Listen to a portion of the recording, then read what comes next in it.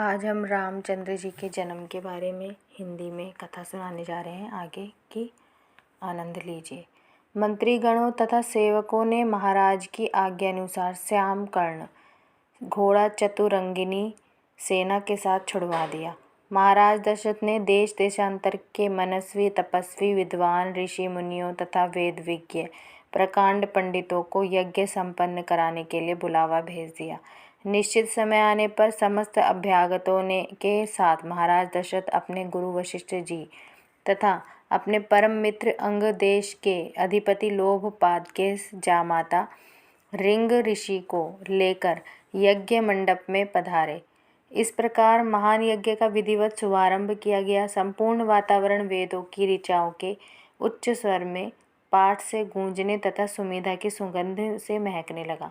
समस्त पंडितों ब्राह्मणों ऋषियों आदि को यथोचित धन धान्य गौ आदि भेंट करके सादर विदा करने के साथ यज्ञ की समाप्ति हुई। राजा दशरथ ने यज्ञ के प्रसाद चरा को अपने महल में ले जाकर अपनी तीनों रानियों में वितरित कर दिया।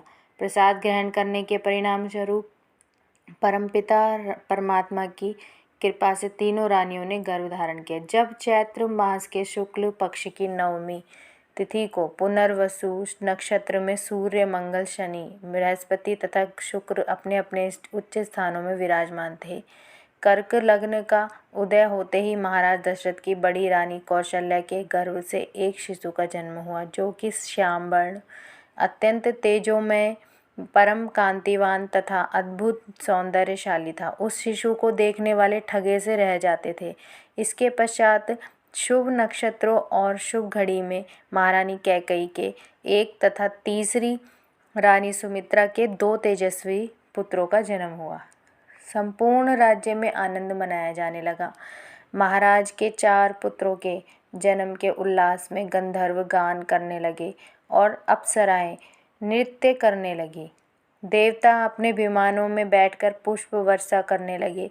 महाराज ने उन्मुक्त हस्त से राजद्वार पर आए हुए भाट चारण तथा आशीर्वाद देने वाले ब्राह्मणों और याचकों को दान दक्षिणा दी। पुरस्कार में प्रजाजनों को धन धान्य तथा दरबारियों को रत्न आभूषण तथा उपाधियां प्रदान किया गया। चारों पुत्रों का नामकरण संस्कार महर्षि वशिष्ठ के द्वारा कराया गया तथा उनके नाम रामचंद्र भरत लक्ष्मण और शत्रुघ्न रखे गए थे।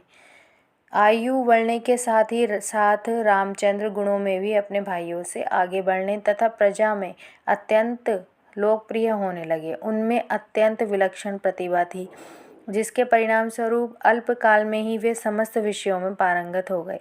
उन्हें सभी प्रकार के अस्त्र शस्त्रों को चलाने तथा हाथी घोड़े एवं सभी प्रकार के वाहनों की सवारी में उन्हें असाधारण निपुणता प्राप्त हो गई। वे निरंतर माता पिता और गुरुजनों की सेवा में लगे रहते थे। उनका अनुसरण शेष 3 भाई भी करते थे। गुरुजनों के प्रति जितनी श्रद्धा भक्ति इन चारों भाइयों में थी, उतना ही उनमें परस्पर प्रेम और सौहार्द भी था। महाराज दशरथ का हृदय अपने चारों पुत्रों को देखकर गर्व और आनंद से भर उठता था। आगे की कथा अगले वीडियो में आपको सुनने को मिलेगी और बहुत ही आनंद आएगा सुनने में।